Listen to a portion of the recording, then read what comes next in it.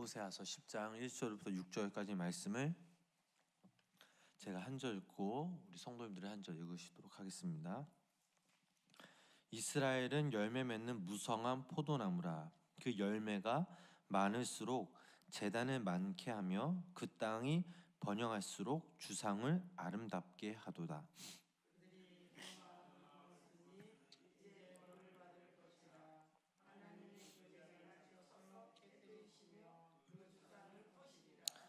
그들이 이제 이르기를 우리가 여호와를 두려워하지 아니하므로 우리에게 왕이 없거니와 왕이 우리를 위하여 무엇을 하리요 하리로다.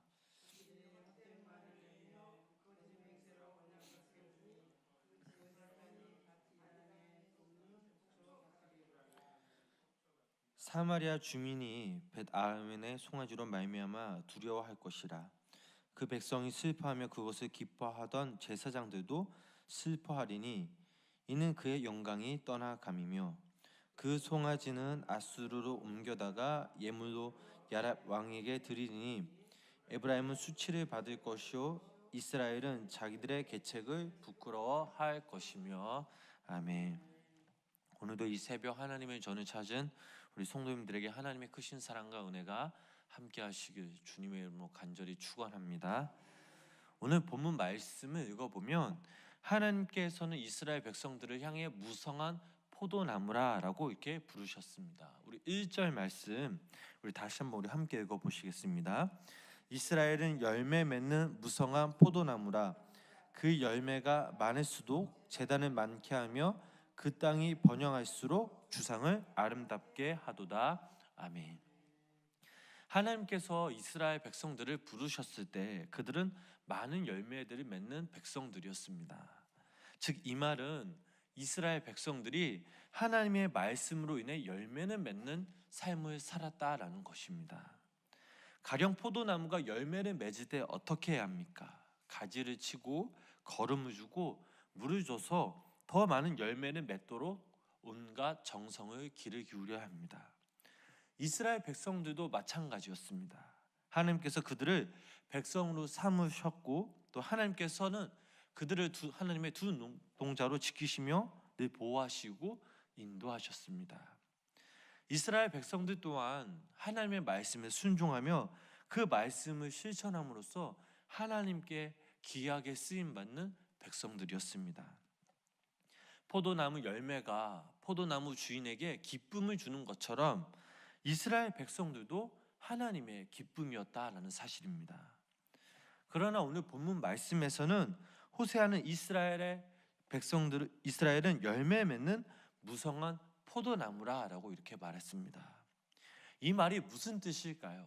이제 그들은 하나님의 기쁨이 되기보다는 하나님을 외면한 채 그들 스스로 열매를 맺으려고 했던 삶을 살았다라는 것입니다. 이스라엘 백성들은 하나님께 영광을 돌리는 그 목적을 잊었습니다. 대신 그들은 자신들을 위해 존재한다고 생각했습니다. 호세아는 이것이 잘못된 생각이라고 지적합니다. 말씀에서 열매가 많을수록 제단을 많게 하며 라고 말했습니다. 사실상 땅은 제단과 함께 흩어졌습니다. 또한 그 땅이 번영할수록 주상을 아름답게 하도다. 선지자 호세아는 하나님께서 그들에게 베푸신 축복에 대해 하나님께 찬양과 영광을 돌려드리는 대신 그들은 하나님이 아닌 거짓 그 바알신의 숭배에 전념하고 있음을 말하고 있습니다. 이들은 이런 풍요한 신들을 위해 제단을 세웠고 상당히 값비싼 돌들도 이 제단들을 장식했다라는 사실입니다. 이스라엘 백성들은 하나님께서 이와 같이 행동하는 것이 잘못된 길임을 알았습니다. 예수님도 하나님의 백성들을 향해 무엇이라고 말씀하셨습니까? 열매 맺는 포도나무라라고 이렇게 말씀하셨습니다. 예수님은 그들이 그 안에 계속 거할 때 많은 열매를 맺을 수 있다라고 강조하셨습니다. 그래서 예수님은 이렇게 말씀하셨습니다. 요한복음 15장 4절 말씀 우리 다 같이 함께 읽어보시겠습니다. 내 안에 거하라 나도 너희 안에 거하리라. 가지가 포도나무에 붙어 있지 아니하면 스스로 열매를 맺을 수 없음같이 너희도 내 안에 있지 아니하면 그러하리라. 아멘. 그러므로 여기 모인 우리들도 마찬가지입니다. 말로만 주님을 찾는 것이 아닌 몸과 행실이 우리 주님 안에 거할 때 우리는 많은 열매들을 맺을 수 있음을 기억하시기를 바랍니다. 우리 2절 말씀 다 같이 함께 읽어보시겠습니다. 그들이 두 마음을 품었으니 하나님이 그 제단을 쳐서 깨뜨리시며 그 주상을 허시리라. 아멘. 하나님께서 이스라엘 백성들에 대하여 가나요 내린 결론이 있다면 그들이 두 마음을 품었다라는 사실입니다. 그들은 하나님과 또한 우상을 겸하여 섬기는 자들이었습니다. 비록 그들은 하나님을 예배한다 했지만 사실상 더 바알에게 복종하고 있었습니다.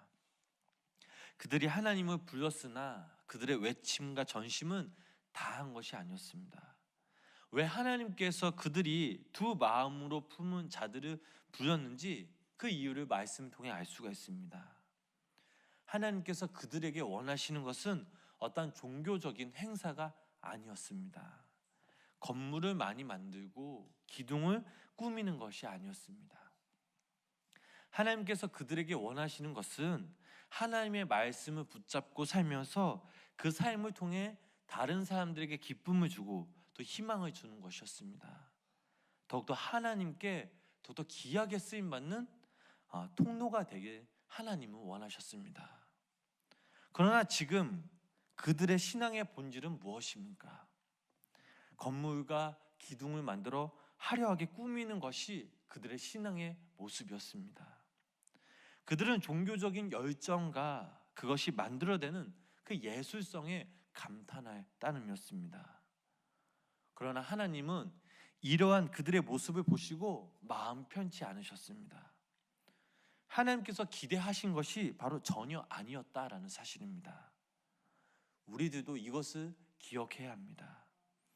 하나님께서 우리들에게 원하시는 것이 있다면 어떠한 종교적인 행사, 업적이 아니라 하나님께서 우리들에게 주신 그 말씀을 붙잡고 말씀대로 살아가는 삶입니다. 우리의 마음과 우리의 중심을 전적으로 주님께 드려야 합니다. 매일매일 예배하는 삶을 통해 하나님께 기쁨이요 영광을, 또한 우리를 사용하시는 그 주님의 뜻에 합당한 삶을 살 수 있도록 우리의 삶이 그리스도의 사랑과 은혜로 차고 넘쳐야 될 줄 믿습니다. 그렇다면 왜 이스라엘 백성들이 하나님의 말씀대로 살지 않으면서 제단과 기둥에만 집착했을까요? 바로 하나님이 그들의 눈에 보이지 않았기 때문입니다. 믿는다고 하면서 눈에 안 보이니까 안 믿게 된다는 사실입니다. 그러니까 기둥을 세우고 제단을 쌓는 것입니다. 우리 3절 말씀 우리 함께 읽어 보시겠습니다. 3절 말씀입니다. 그들이 이제 이르기를 우리가 여호와를 두려워하지 아니하므로 우리에게 왕이 없거니와 왕이 우리를 위하여 무엇을 하려 하리로다. 아멘. 이스라엘 백성들은 자신들의 왕이 하나님이심을 잊었습니다. 그래서 그들은 하나님의 말씀에 순종하지 못했습니다. 만약 그들이 하나님의 말씀에 순종했다면 아마 그들의 삶은 하나님의 은혜로 가득 채워졌을 것입니다. 그러나 그들은 변화되지 못했습니다. 오히려 그 반대로 자존심만 날도 높아졌기에 그들을 건드릴 수 없었던 것입니다. 그래서 그들에게는 왕이 필요 없었습니다. 하나님도 눈에 보이지 않고 우리에게도 아무것도 안 해주시는데 무슨 소용이 있겠느냐? 왕도 우리에게 소용이 없다. 그저 우리가 알아서 잘 먹고 잘 살면 된다라는 이런 사고의 방식을 가졌던 것입니다. 하나님을 두려워하는 마음이 없었기에 그들 마음에는 거짓이 가득 차 있었고 또 어떠한 후회 마음도 전혀 없었다라는 사실입니다. 우리 계속해서 5절 또 6절 말씀 읽어보시겠습니다. 사마리아 주민이 벳아람의 송아지로 말미암아 두려워할 것이다. 그 백성이 슬퍼하며 그것을 기뻐하던 제사장들도 슬퍼하리니 이는 그의 영광이 떠나감이며 그 송아지는 아수드로 옮겨다가 예물로 야랍 왕에게 드리니니 에브라임은 수치를 받을 것이요 이스라엘은 자기들의 계책을 부끄러워할 것이며. 아멘. 베다론의 송아지, 이 말은 악의 집을 의미합니다. 이전에는 베델, 즉 하나님의 집이라고 불렀습니다. 이스라엘은 베다론에서 무엇을 하고 있었습니까? 베다론 사람들은 송아지 그 우상 숭배 때문에 울고 있었습니다. 그들은 송아지 우상이 아수르로 끌려갔기에 애통하고 있었다라는 사실입니다. 아수르의 왕 야렙 왕은 그 송아지 우상이 금으로 도금되어 있었고 또 값어치가 있었기에 그것을 원했습니다. 호세아서 2장 8절 말씀을 보면 이 송아지가 금으로 덮여 있었던 것처럼 이스라엘이 바알 신에게도 은과 금을 입혔음을 우리는 살펴보았습니다. 이스라엘 조상들이 강야에서 금 송아지를 숭배했을 때 모세가 할을 내었다라는 사실은 우리는 너무나 잘 알고 있습니다. 우리들도 역시 하나님보다 다른 어떤 것을 예배한다면 우리들 역시 이스라엘 백성들과 똑같은 사람들입니다. 하나님의 말씀에 순종하는 대신 돈을 사랑하고 명예를 얻고 인기를 얻는 일에 시간과 힘을 낭비한다면 우리는 이것이 성공이라고 부를 수 있고 또 금송아지를 숭배하는 것처럼 죄를 범할 수가 있습니다. 베다론에서의 금송아지를 예배한 결과 어떤 결과가 나타났습니까? 에브라임은 수치를 당할 것이며 이스라엘은 부끄러움을 당하게 된다라는 사실입니다. 호세아서 8장 5절 6절 말씀 보면 이런 말씀이 있습니다. 사마리아여 내 송아지는 버려졌느니라. 내 진노가 우리를 향하여 타오르느니 그들이 어느 때에 무죄하겠느냐. 이것은 이스라엘에서 나고 장인이 만든 것이라. 참신이 아니니 사마리아의 송아지가 산산조각이 나리라. 하나님은 이스라엘 백성들에게 송아지 우상을 던져버리라고 말했으나 그들은 하나님의 말씀을 무시하고 여전히 그 송아지를 숭배했습니다. 사랑하는 성도님 여러분, 사람에게는 누구나 욕망이 있습니다. 하고 싶은 것들이 굉장히 많습니다. 그래서 늘 우리는 쉽게 그 유혹에 넘어갈 때도 있습니다. 만약 사람들이 죄에서 해방된다면 아마 우리는 그 죄에서 해방될 때 어떠한 것을 하고 아마 24시간이 모자랄 정도로 수많은 죄를 지으며 살아갈 것입니다. 이처럼 우리들은 연약한 존재들입니다. 그렇게 하나님은 우리를 당신의 자녀로 삼아 주셨고 우리를 통해 하나님의 선한 일들을 행하시길 기대하고 계십니다. 그러므로 우리는 세상 한가운데서 더욱더 하나님을 예배하며 하나님의 중심의 삶을 살아야 합니다. 이 삶은 나의 행복만을 추구하는 삶이 아니라 다른 그 누군가를 통해서 내 스스로 욕망과 절제를 해야 합니다. 그렇게 하지 않을 때 하나님께서 우리에게 보여주시는 것은 하나밖에 없습니다. 하나님께서 우리를 자녀 삼으셨고 우리를 사용케 하신 것은 분명한 목적과 뜻이 있음을 우리는 알아야 합니다. 그러므로 우리들은 매일매일 하나님을 기대하는 삶을 살아야 합니다. 하나님께서 우리를 행하실 일들을 기대하며 또 그 일들을 믿고 나아갈 때 우리는 하나님의 자녀로 이 땅에서 더욱더 귀하게 살아갈 수 있습니다. 오늘날 세상 사람들은 악한 것에 빠져 사는 사람들이 참으로 많이 있습니다.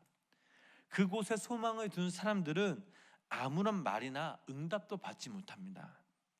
그러나 우리에게 유일한 소망, 오직 예수 그리스도, 예수님께 소망을 둔 사람들은 그 십자가에 흘리신 예수 그리스도의 보혈의 피로 제사함을 받고 또 하나님께서 이끄시는 삶을 살아갈 수 있고 하나님을 예배하는 삶을 살아갈 때 우리가 느끼지 못한 또 우리가 경험하지 못한 크고 은밀한 일들을 하나님을 통해 경험할 수 있습니다. 그러므로 오늘 하루도 우리 여기 모인 성도님들이 하나님의 중심을 드리는 삶, 하나님께 마음을 드리는 삶을 살아가실 때에 그분으로 인해 영원한 생명 또 영원한 기쁨을 누리시는 우리 귀한 성도님들 되시길 주님의 이름으로 간절히 축원합니다. 기도하시겠습니다.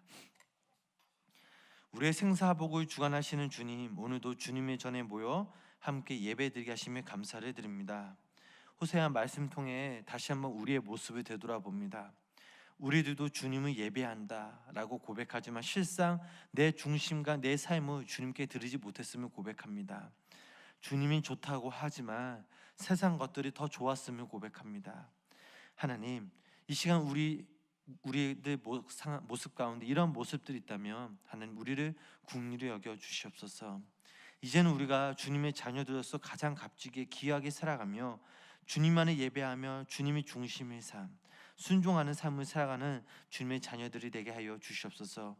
오늘 하루도 우리가 주님의 것임을 고백하며 마음과 뜻과 정성을 다해 주님께 믿음으로 나가는 성도님들 되게 하여 주시고, 특별히 오늘 이 시간 함께 우리가 기도할 때에 모든 것을 다 내려놓고 주님께 믿고 맡기는 시간 되게 하여 주시옵소서.